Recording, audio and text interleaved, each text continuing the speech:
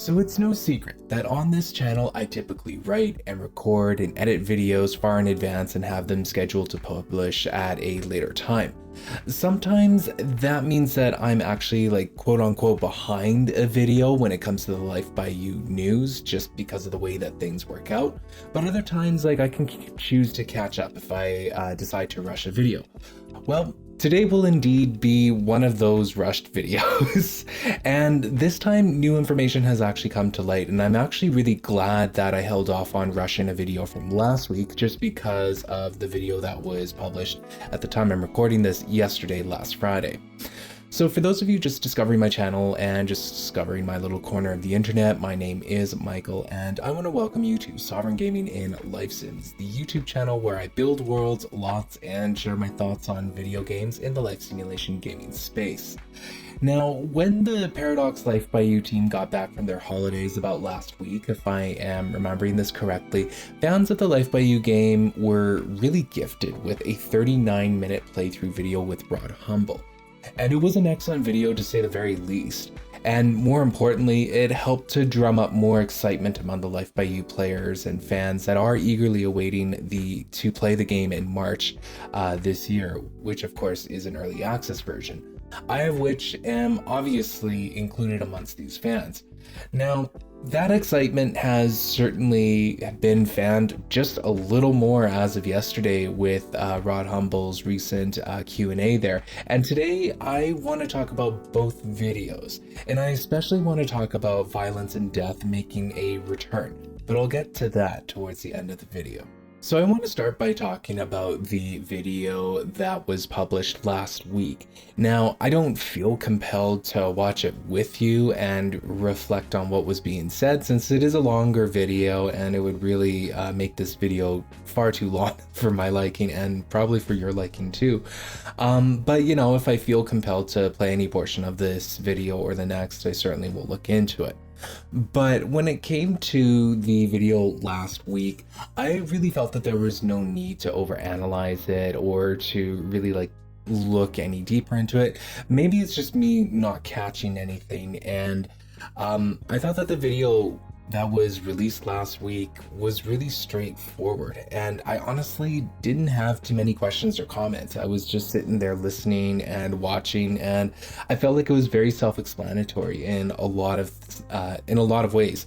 And that's why I'm kind of choosing to now publish a video actually talking about it, is because with Rod Humble's most recent video that he published with Life by You, just kind of answering some questions here and there and taking in some feedback, I just feel like there's much more to talk about now that actually would have informed that video. But yeah, I just really felt that last week there was really no need to overanalyze anything with it or to speculate. Like, there wasn't really anything new that I noticed that hasn't like been pointed out before. But again, this could just be me not noticing things. So if you happen to like notice a really important detail in last week's video, feel free to point it out. But yeah, I really just didn't notice a lot of things that I felt was worthy of making a standalone video for. What we did get in that video though was we got a really detailed look as to how they are looking to change the feminine character model shapes. They were in that character creator mode a whole lot, Rod Humble was, and we really got to see that in depth. Now for me, like, I am someone that does play with the character creation tools. I do make my own sims and all that, like whenever I find free time to play, which is usually never these days since I'm so busy with the SimCity series and all that and just building structures at this point. But anyways, you know, it is a portion of the game that I do actually use, and it's not something that I'm very, very picky with. Like, I think that this whole time, like with Life by You, the character creation tools and the sliders and all the options that you get, for me it is very adept. I think that it is like the proper next iteration of what a life simulation game should offer, and it was certainly something that I felt was continuing to evolve as the Paradox Life by You team was showing it to us. So you know, I know I really haven't spoken a whole lot on it, but that's because I really like the direction that it's generally going in. and I think that it's just kind of getting more detailed as we go along. Even Rod Humble explained that they are going to be adding more sliders, particularly to the chest areas for the feminine shaped characters and all of that. So, you know, I like the direction that they're going in, and it's kind of hard for me to call a spade when all the chips are still falling. I know I kind of mixed two metaphors there, but I think you guys kind of get what I'm trying to say here. So yeah, I felt that showing us where the character creation tool was right now was really great. I think that it helped to alleviate a lot of fears, because a lot of dichotomy and a lot of doubt was really brewing during the month of December. And then when they hit back with this video and they start with the character creators, I think that it helped to really show that this is indeed a game that is a work in progress, and that the Life by You early access is not the final product. It's something that's going to continue to evolve and change based on player feedback, which is what they've been communicating to us all along. Again, maybe I've forgotten to emphasize that part myself, but I really like the way that the character creator is turning out to be. They also mentioned that clothing fit is something that they are looking to fix, and I'm really glad that they did mention this, because this was an issue in The Sims 3, and I'm not too sure if it was an issue in The Sims 2. I kind of feel like clothing fit issues was really a Sims 3 thing, especially like when it came to the sliders and all that. Like, you can do some wild things with the sliders even in The Sims 3 unmodded, and the clothes would just like clip into each other, and they would just they would just like mesh, and it just wouldn't look well. You couldn't pick certain outfits for certain body types and all that just based on the sliders, from what I recall. But yeah, I'm not too sure if this was an issue for The Sims 2, since there were a lot more limited body shapes in The Sims 2, if I remember that correctly. Again, it has been such a long time since I've played The Sims 2, and I really probably should have just quickly watched Create a Sim video in The Sims 2. But anyways, like I said, I don't remember if like clothing fits was ever an issue in The Sims 2, but yeah, feel free to comment if it was. I will mention that I think it is very interesting that they are introducing like handbags and that kind of an accessory as a new accessory type to equip your Life by You human characters with. And what's interesting to me about that is not just purely from an aesthetic, like character creator type player kind of perspective, and all the options that that's going to unlock, combined with a color wheel, and yeah, lots of options there to say the very least. But yeah, my question with those handbags is whether or not they add a function or maybe even additional inventory space. I don't imagine that they would add any additional inventory space because they seem purely aesthetic at this point, and the large inventory that we keep getting exposed to over and over again throughout these Life by You videos certainly seems a lot more necessary to the gameplay. I mean, they've even reorganized the inventory so that you can find it by category and organize it by category for all of your items. So that is something that I did kind of bring into question just with regards to the handbags. Like, maybe it would be cool to have like a handbag that expands your inventory or something of the sort. That would be kind of cool.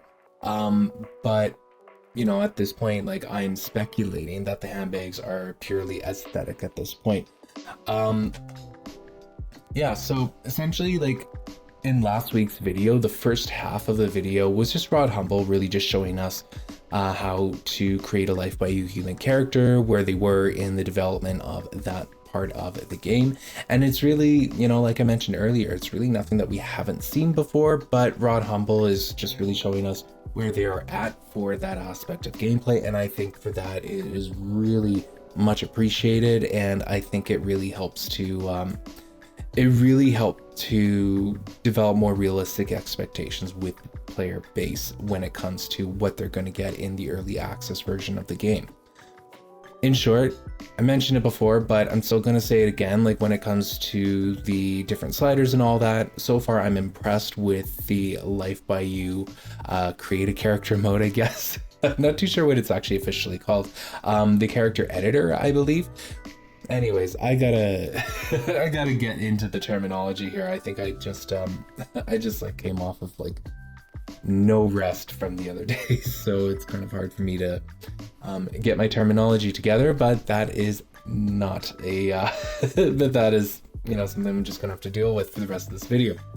But yeah, I'm still impressed with the way that it's going. I'm impressed with the fact that it's not the finished product. If it was a finished product, and if that was like the be all end all of the Life by You human character creator, I would be a little more concerned, but we're not there yet. And they've, like, the Paradox Life by You team has been very vocal that we're still not at that final base game product. We're very much going into a really big, pretty much beta test that we're going to be paying for. And yeah, that price that you pay for, again, it is something that actually guarantees you a copy of the base game when it does get released. And again, I am putting up that screenshot from their website so that you can check that out for yourself. So to me, like, I think it's all fair. I think it's all fair game there. But yeah, if I haven't mentioned it before, and I know that I just did actually, but yeah, the inventory system, even though like it's impressive, and I find it's intuitive actually from a UI UX perspective, but I also get that the purple UI really bothers some players, and I'm personally unbothered by it, but I can see how it bothers others. Like I totally get that. Like there is like when it comes to the UI and UX design of it all, I think that there is I think there's an evolution to that, and we have seen an evolution to that throughout all of the Life by You videos that have been released, and so I'm excited to see how that continues to evolve. But yeah, the purple color, the purple branded color that people seem to have like issues with, I see your issues with it, although I don't have those issues myself. I hope I explained that right. But yeah, like we're still in the early access period. We aren't even in the early access period, mind you. That's coming in March, and the Paradox Life by You team has mentioned tirelessly over and over again that improvements are still being made. And that's cool with me, since this is an early access game and not an official release launch and all of that. So yeah, speaking of which, like I really feel like Rod Humble in this video and actually in the next video was really driving home the message that we are about to enter into an early access testing period, and I think that kind of language is especially important. Again, I don't think I was emphasizing it enough in some of my December videos, but it's very much going to be like a whole new process that we're about to enter into, where players will have more feedback based on the actual gaming experience that they have. Like I said, essentially we are paying to be beta testers, but also given a copy of the game in return for our time and effort and feedback and all that. And for me personally, it's a good deal and I will be playing it.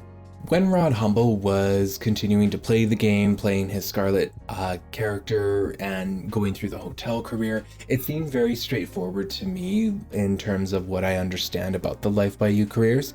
But my question regarding careers has always been, how do we create careers in the editor? And how would we assign animations to tasks, or even what tasks to do? I'm sure that it's going to be straightforward like the other editor tools, but I kind of want to peek beneath under the hood for those kind of questions, and I would love to see that kind of expanded upon. I would also like to see different careers in future playthroughs, but since the early access game is releasing on March 5th, not at the end of March, March 5th, according to the website, they got about 5 weeks left to, you know, produce some videos before the early access release, and that's not including a trailer, right? And I have a sneaking suspicion that all resources will really be focused on this crunch time, focusing on the actual launch of the early access game and making it as playable as possible. Of course, this makes the most sense, and this has more to deal with gameplay development features than with community outreach, but it could limit the content that gets released to the public up until March 5th. This is just really a roundabout way of me saying that even though I'd like to see more careers in the upcoming videos being played through, I'm not too sure if it's actually going to happen just with the schedule and the March 5th release date. But you know, that's just speculation. And maybe I'm misunderstanding something there, but that's kind of what I'm seeing at play here. Again, the early access game is set to release on March 5th, given that there are no delays or anything of the such. So it's like you got about 5 more weeks left to go here. And that's a lot of content to still cover even then. Speaking of which, like, what kind of content do you still want the Life by You team to cover before the early access game? That would be something I'll ask again at the end of the video, but I just want to kind of ask you this now just to, you know, just to see what you guys think. Just to see what you guys think. Actually, to be honest, like, I asked that question only to make sure that I still ask it at the end, because I definitely didn't write it down in the script. Anyways, one other thing that I would still like to see, and it's something that some of my subscribers have actually pointed out to me, is some sort of an action queuing system of some sort. And I think that if it isn't something that gets added in for the early access release, that an action queuing system would certainly be one of the top requested features, especially from myself, from actually playing the game. Like, I have trust issues with free will in life simulation games. In Sims 1, 2, and 3, I would use all of my player powers to turn off free will for pretty much everything. The only time like I've really allowed my Sims to live with free will, and this is so bad because I always because I believe in free will, just not for my Sims. But I'd only really turn it on for the pets, and that's because I don't like playing with pets, and we're smart enough to take care of themselves. So kind of a contentious relationship with the free will there. But you know, there are NRAS mods that I should probably experiment with a little more before before completely never touching free will again. But yeah, I don't play with free will, and in lieu of that, what I do is sometimes I queue up a bunch of actions, because I revolve through my Sims within a household, and then I revolve through households, and that's assuming that I've actually got a world that I enjoy playing in, and usually I don't, because I always end up creating my own worlds anyways, hence why I've got this series going that I've got going. I mean, I have like 200 lots to build, and I'm gonna do it right in front of you guys. So I do a lot more building than actual playing, but I enjoy both aspects of the game. I'm getting ahead of myself here, but back on track. One observation that I actually don't feel like is getting talked enough about is the fact that at the 28-minute 59-second mark, when Rod Humble was sending Scarlet to drive home, her vehicle was able to detect the cyclist in front of her going at a slower speed.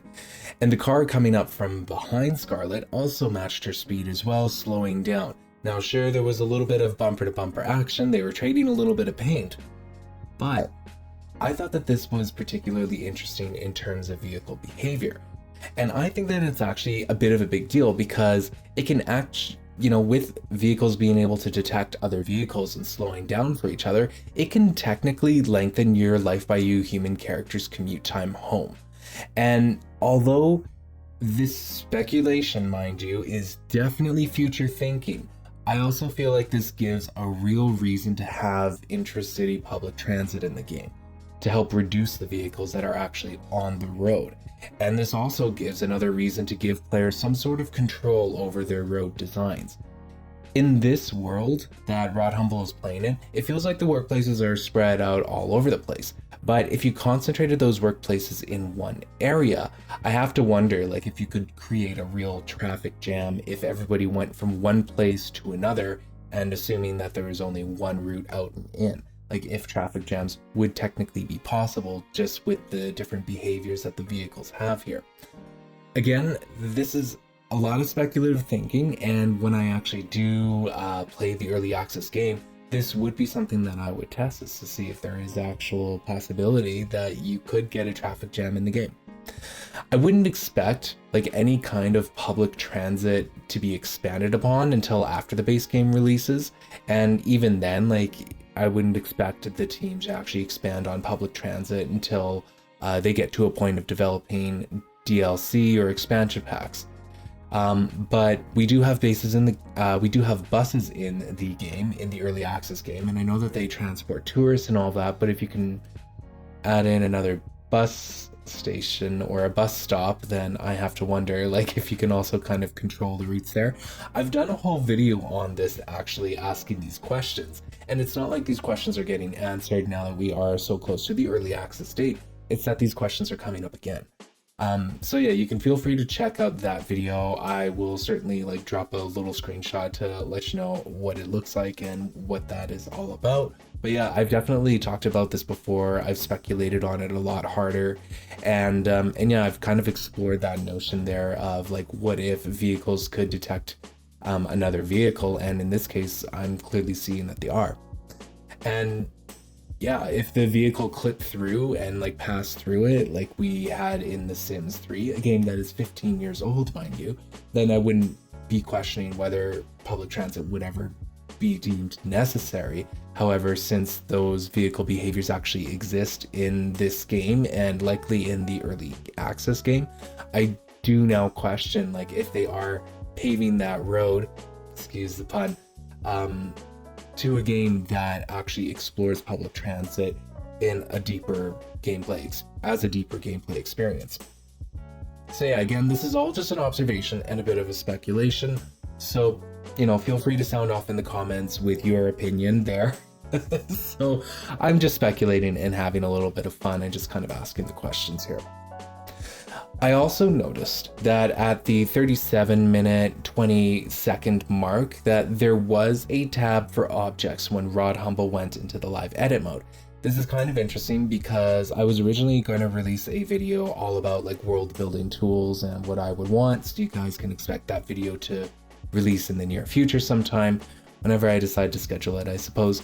But yeah, there was a tab for objects when Rod Humble was in the live edit mode, and you know, I talked a little bit about in that video like how important it would be for us to have access to objects that we can place outside of the lots. So this is definitely something that intrigues me because it suggests, it doesn't confirm, it suggests that we can place objects outside of lots.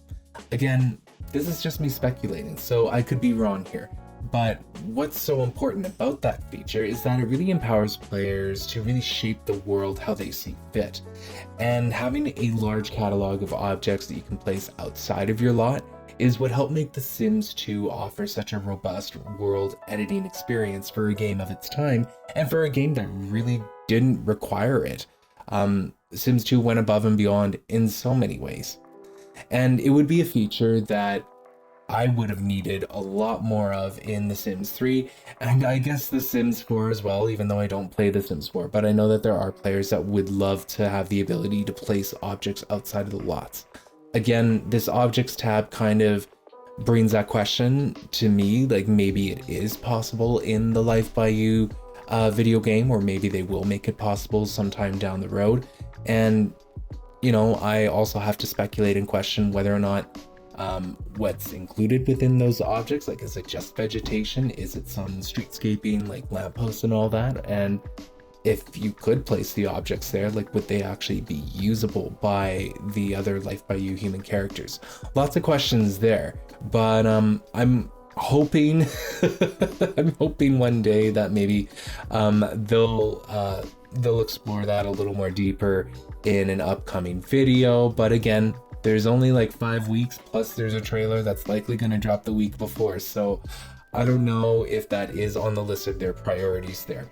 This is just one person's opinion, one person's little wish list here. But yeah, that's really all that I had to say on last week's video. Okay, so let's move on to yesterday's video, and let's discuss a little bit about violence and death. So first and foremost, I am really glad to hear that there is a change of heart when it comes to implementing death and violence in Life by You. Not that I necessarily really cared for violent gameplay. I mean, the life tragedies and the wicked whims mods for The Sims 4 is absolutely wild, and there's no way would my game ever need to get to that level for any reason. Now, I'm not hating on those mods, And I'm not trying to shame anyone for playing with those mods, but holy smokes are those mods wild or what? Wild and entertaining, to say the very least. I can only watch the trailers. I'm just like, this is just too much for my game. But you know what? Everybody plays differently, and that's a wonderful thing about, the Sims community, is that everybody has a different playing style. So I'm not hating or shaming anyone for using those mods. If you enjoy those mods and if you enjoy playing with them, good for you, power to you. I support it 100% of the way. But yeah, I'm glad that accidental death, at the very least, is in, or so I understand it to be in. And that the Life by You human characters can actually die from accidents, perhaps, drowning, starving, or dying from a fire. Again, Rod Humble never confirmed any of these. I'm just kind of speculating different death types based on accidents. And I'm more excited that there will be consequences for riskier gameplay or for mischievous gameplay. So I'm very happy for all of that. Again, the deaths that I just listed, not confirmed to be in the game. I'm just kind of speculating that if they are going to be putting some accidental deaths in, that those would be maybe some of the ways that they would program the characters to go. But from the way that Rod Humble describes the violent and consequential gameplay, it doesn't sound like something that will actually make it into the early access game at launch. But we'll have to wait and see. I'm not going to exactly speculate on when I think that kind of gameplay will be given to players, but, just from the way that Rod Humble was speaking about it, I am making an assumption here and a speculation that it might not be at the early access launch on March 5th. However, I do think that to preserve the PEGI 16 rating that the Life by You team is really going for, that the Paradox Life by You team really doesn't have to reinvent the wheel when it comes to violence. They should just do it like they did in The Sims 3, where kids and younger were immune to violence and accidental deaths, but it kind of already sounds like they are on that path anyways, so I'm not too concerned about it myself. I feel like this isn't a new situation that has been faced by Rod Humble or by life simulation games in general in terms of like what rating they want their game to actually achieve. I feel like it's not new territory that they have to cover. They just have to, get creative and do a couple of things. Like, I don't think that it's something, I don't think that it would ever put like the gameplay experience that players are expected to have in jeopardy for the PEGI 16 rating. I'm just glad that consequential gameplay is in. Maybe it's just the nerd in me, but I found it very interesting that Rod Humble actually outwardly kind of named the different personas that they're marketing their game towards. Maybe he didn't like outright say it in exactly that kind of terminology, but it almost feels like Rod Humble was subtly revealing the different personas that his marketing team has us pinned down to. He said that the player base was made up of builders, character creators / stylists, achievers, and storytellers. I'm also curious about which one that you are, so feel free to jump over to my community tab to just cast your vote. I'm more so curious than anything else, but like what's interesting about this little nugget of information, that little moment that Rod Humble shared with us, is that we, the players, are actually given some more transparency and some insight on how a gaming company actually views players. Sure, might feel like they're boxing us in a little bit, and I myself don't consider myself someone that fits into all of those categories. I actually think that I'm a bit of a mix. Like, I'm obviously mostly a builder, but I also feel like I am an achiever as well in some sort of sense, and maybe even a storyteller in the way that I build my lots and descriptions. So, I feel like I actually fit more of a mix of that. But yeah, might feel like they're boxing us in, but I think it's actually just kind of fun that we get a little glimpse into an insight into what their perspective on us actually is. And these personas probably apply to each of them as well. They probably, like, as a team, they are probably like, oh, I'm the builder, or I'm the creator / stylist. So to me, it's really not that serious, but it is very intriguing to just kind of actually get the terminology that they might be using behind closed doors when they're talking about their player base. So a very little interesting thing there. I'm really happy for that little peek behind the curtain, even if it might not have been completely intentional there. I do want to actually touch on something that happened a little earlier in yesterday's video. So it's at the 40-second to 1 minute mark. I just wanted to play the clip there and just kind of let you guys hear what Rod Humble had to say, because I have some things that I want to say myself. We want to support. So for us, we want to support your builders, obviously, with the build tool, and everything that you see is all built using the build tool in the open world, including the businesses and all of the homes. And so, of course, the build tool has to be fully featured, and we definitely are getting there. The next thing is character creators and stylists. So if you listen carefully, Rod Humble mentions that everything is built using the build tools. But does that include the actual neighborhood map, roads, and terrain? Probably not. And I'm honestly not expecting any kind of a world building tool to be ready for early access, or even for the base game. Let me make that clear. But based on the objects tab that I pointed out earlier and a little bit of the language that Rod Humble is using, I'm kind of feeling like I just don't have a full picture quite yet on how much control I'll actually have over designing my world or neighborhood when the early access game comes out, and what the plan is for how they introduce that kind of gameplay going forward and beyond. So, I just kind of wanted to point that out, that it's kind of language there that I would need to seek more clarity for. It sort of points in one direction, but we can only speculate and make assumptions. And usually when that happens, that's when, new information needs to come to light. In other words, it's usually wrong. Or at least for me, it is some of the time. So yeah, I'm hopeful. I'm very hopeful, but I'm honestly not putting any kind of money on it if I was a betting man. But yeah, another interesting thing that came out of that video, though, was the mention of supernatural elements. And I think that it is no secret that I am not necessarily a supernatural player, but I want nothing but good gameplay for those of you that love supernatural gameplay. Like, just know that I'm cheering for good, deep gameplay that you guys will enjoy. I like the direction that Rod Humble is suggesting. It just kind of seems like that might be one of those things that they're waiting for more player feedback on. And, personally, like, I'm hoping that the rest of the game is developed first before like really introducing or laying into those supernatural elements. Like, I think that ghosts would be fine to have in the base game, just to kind of have a way to, talk about your dead Life by You characters. I mean, they're going to die of old age, and apparently now, like, there will be consequential gameplay, perhaps even accidental deaths and all that.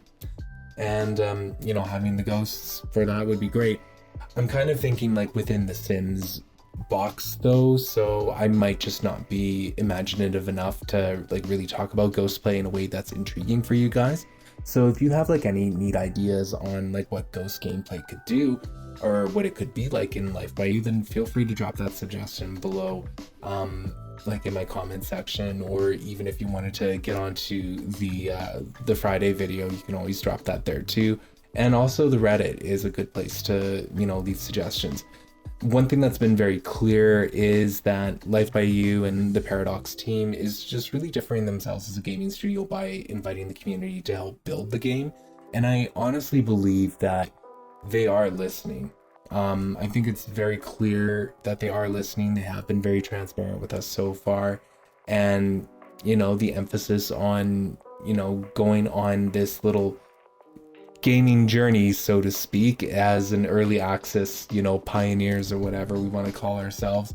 I think that emphasizing that it is in fact a process, not a destination, on their end has been very powerful in terms of earning trust, and more importantly, like rebuilding it after December, because December was getting kind of gnarly there, you guys.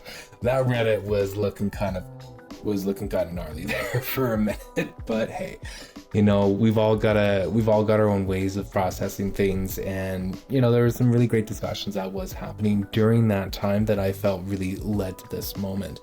And so now I kind of feel that I'm at least just really waiting with bated breath to see if the early access version of Life by You is going to release on time or not.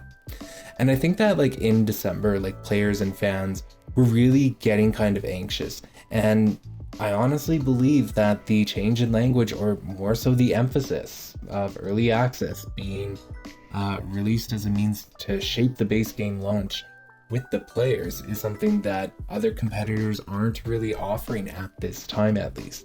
And it's something that will make the Life by You gaming experience unique in that the players will be able to play the early access version quite soon. Like, out of all the new iterations of life simulation games, like Project Renee, what else we got? We got Inzoi, we got Paralives, and then Life by You. So those leading four there for PC games, Life by You seems to be the one that's going to actually get a product in players' hands the soonest, which I think is very interesting, and I think it's going to be something that really sends shockwaves throughout the rest of the life simulation gaming community, and that people in gaming studios are really going to learn a lot about the life simulation gaming player base. So I'm very excited for that time, just to kind of see like how all the pieces move and how all the chips fall and where they land and all that. So I'm very excited for all of that.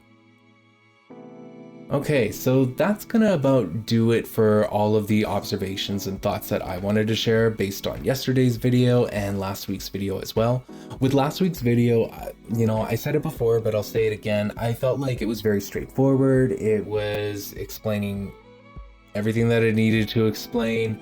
I didn't feel the need to actually like produce a full video, just kind of talking about it, because honestly I would just be waffling on, and I'd probably be overanalyzing and overthinking it. So I just didn't want to do it last week for that reason alone, which is why I'm really glad that Rod Humble released the video that he did this last Friday here, because it helped to explain a lot more. It gave a lot more context for the previous video, context that I didn't realize that I needed. So I was really happy to talk about it today.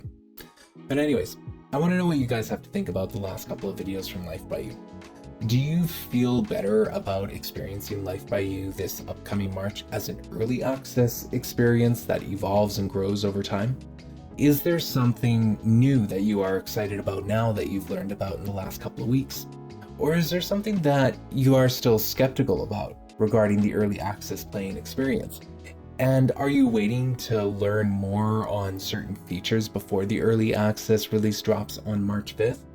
Feel free to drop your comments below with your thoughts. I just kindly ask that you are respectful. And until next time, I just wanted to thank you for watching, and if you'd like to see more videos like this one, then feel free to like this video and consider subscribing if you haven't already. Thank you again for watching, and I hope you have yourself a wonderful day.